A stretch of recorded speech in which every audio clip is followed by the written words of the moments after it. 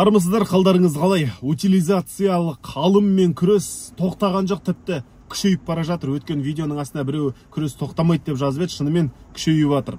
Бұған дейін білесіздер, мәжіліс депутаты Нартай Аралбайұлы утилизациялық алымға қатысты мәселені көтеріп жүргені белгілі. Министрліктермен кездесті, депутаттық сауал жолдады премьер-министрдің атына. Одан қалды осы мәселені көтеріп жүрген белсенділермен де бірнеше кездесу өткізіп, бір шешімін іздеп бағуда. Осы жолы Нартайдың мынау қырсық министрге тісі әзірге батпай тұрғандықтан сенат депутаттары қолдауға кірісті Нартайды. Енді олар да премьер-министрдің атына депутаттық сауал жолдады. Бізге кедендік алымдар кәдеге жарату және бастапқы тіркеу ставкаларына қатысты азаматтардан ұдайы өтініштер келіп түсуде. Аталған мәселе бойынша парламент депутаттары да бірнеше рет депутаттық сауалдар жолдады. Алайда үкімет тарапынан екі жақты да қанағаттандыратын нақты экономикалық есептерге, ғылыми қорытындыларға негізделген шешім әлі күнге дейін ұсынылған жоқ. Қалыптасқан жағдайдың өзгеріс жалғасу азаматтарымызға автокөлік сатып алу мәселесін жылдан жылға қол жетімсіз етуде. Бұл депутаттық сауалға да бірқатар дайындықпен келгені көрініп тұр депутаттың. Өйткені мынадай нақты мәселелер бар. Мысалы, 2005 жылы Қазақстанның автопаркінде 1.200.000 ғана көлік болыпты. Ал 10 жылдан кейін, яғни 2015 жылы Қазақстанның автопаркі 4 миллионға дейін өсіпті. Енді бұл жай ғана өсім деп бұны қарауға болмайды. Депутаттың мәліметтеріне мынаны аңғаруға болады.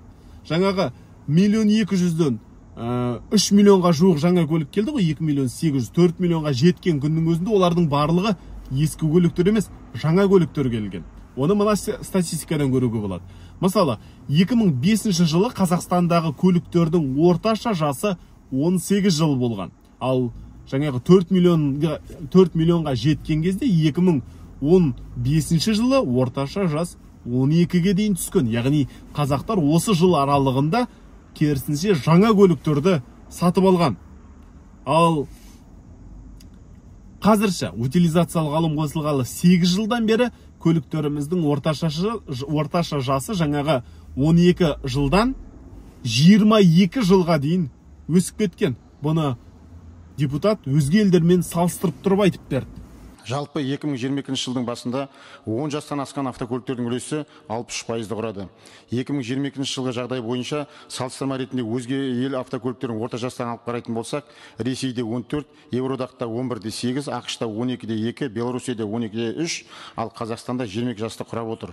Мәселені тұрақтандыру үшін 2016 жылдан бастап жеңіл автокөліктерге кәдеге жарату коэффициенттері 2 рет өзгерді. Еліміздің автопаркін жаңарту үшін бұл шаралар жеткіліксіз болғандығын тәжірибе көрсетіп отыр.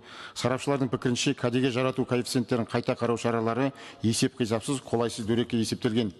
Қазақстанда кәдеге жарату төлемінің мөлшерлемесі заң және жеке тұлғалар үшін бірдей. Ал Ресей мен Беларусьте жеке тұлғалар үшін жеке тарифтер әлдеқайда төмен болып келеді.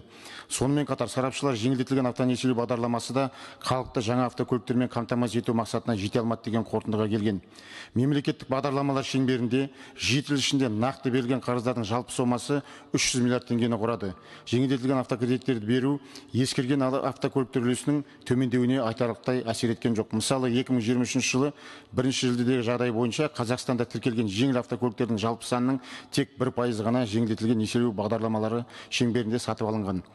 Бірақ барлық мәселені әлеуметтік тұрақсыздыққа алып келген автокөліктердің жасына байланысты бастапқы тіркеу мөлшерлемесі еш өзгеріссіз қалуда.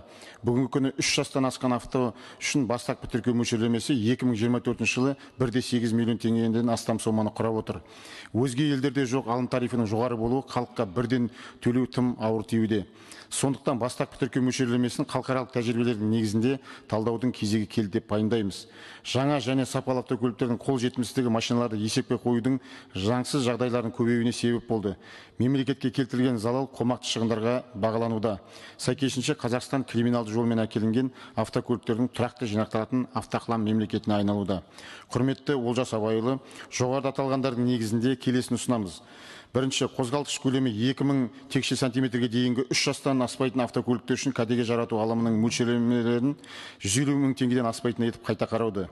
Екінші, кедендік баж есептеу кезінде кедендік торды азайту жағына қарай қайта қарау. Қазіргі уақытта автокөліктердің көпшілігі әсіресе Қытайдан Қазақстанға, Қырғыз Республикасы арқылы әкелінетін фактілер бар. Өйткені автокөлік иелері қосымша құн салығы мен баждарды біздің мемлекеттерімізге қарағанда бірнеше есе аз төлейді.